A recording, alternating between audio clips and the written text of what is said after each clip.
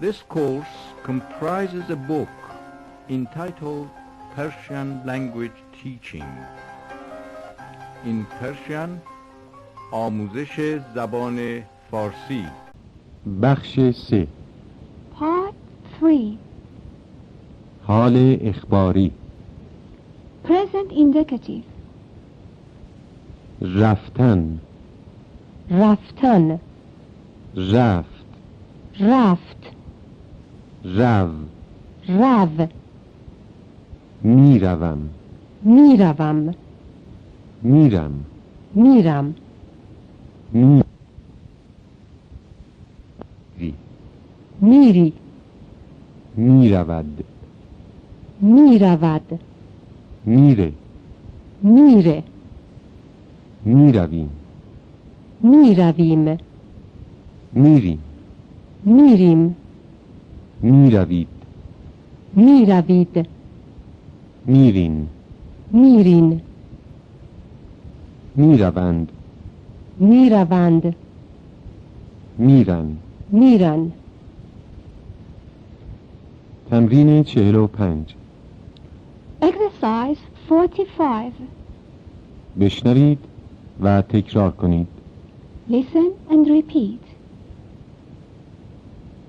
خریدن، خریدن، خرید، خرید، خر، خر، آمدن، آمدن، آمد، آمد، آ، نشستن، نشستن، نشست، نشست، نشین.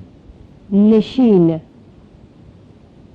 من هر روز 1 کیلو خیار از سبزی فروشی میخرم. من هر روز 1 کیلو خیار از سبزی فروشی میخرم. تو هر ماه 5 کیلو برنج از خاربار فروشی برادرت میخری. تو هر ماه 5 کیلو برنج از خاربار فروشی برادرت میخری. پدر افشین هر سال 1 گلدان بزرگ میخرد. پدر افشین هر سال 1 گلدان بزرگ میخرد. پدر افشین هر سال 1 گلدون بزرگ میخره. پدر افشین هر سال 1 گلدون بزرگ میخره.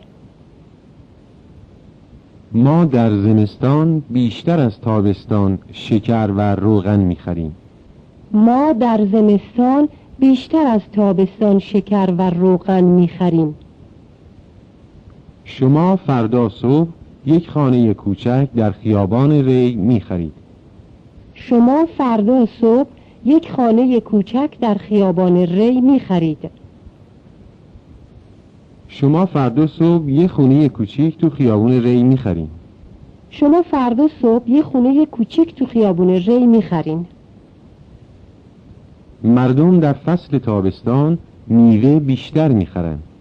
مردم در فصل تابستان میوه بیشتر میخرند. مردم در فصل تابستون میوه بیشتر میخرند. مردم در فصل تابستون میوه بیشتر میخرند.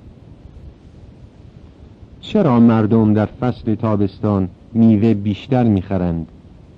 چرا مردم در فصل تابستان میوه بیشتر میخرند؟ چرا مردم در فصل تابستون میوه بیشتر میخرند؟ چرا مردم در فصل تابستون میوه بیشتر میخرند؟